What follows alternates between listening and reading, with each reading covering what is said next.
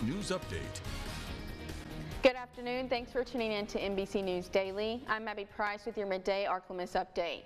New developments in the sexual assault case of Madison Brooks, the LSU student that was struck and killed by a car on Burbank Drive in 2023. A Baton Rouge judge ruling the state must give evidence to a defense lawyer representing Kaysen Carver, one of 3 men that was with Brooks the night of her death. The state and defense are hoping to resolve any issues with the evidence before the next court date in September.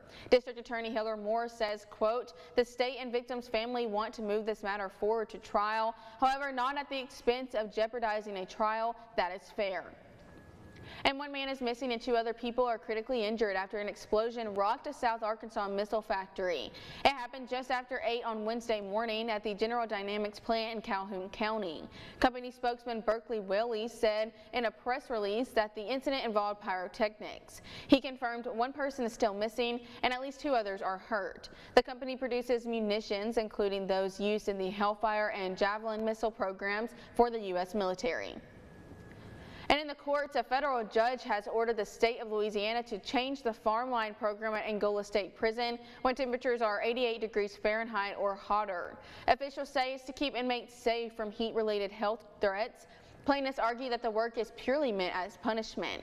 Those suing to improve inmate conditions argue that the farmline is meant to be punitive, not help rehabilitate the men, and it violates the Americans with Disabilities Act.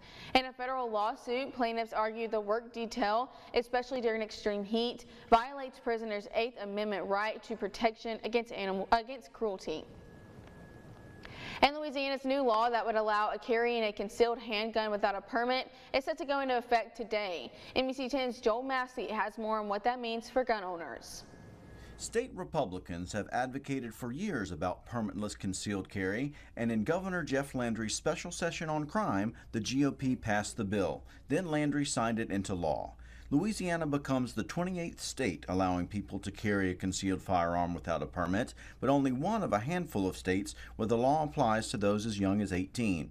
Hunter Simmons with Simmons Sporting Goods explains why the new measure is termed constitutional carry. With the prior concealed carry law, you had to pay $200 every so often to make sure that you had that license, and we feel like that was not necessary. And that's kind of what it means is we shouldn't have to pay to use our constitutional right. Now people no longer have to have fingerprints taken or complete a firearm training course, which were previously required. Simmons says it's still a good idea to be properly trained. Anybody that picks up a gun needs to have some kind of concealed firearm training. Those classes are still really great benefits, and I think everyone should go through some level of training to make sure that they're safe.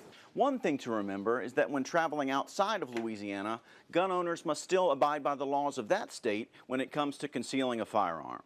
Simmons says it's ultimately about protecting yourself and those that you love. And now,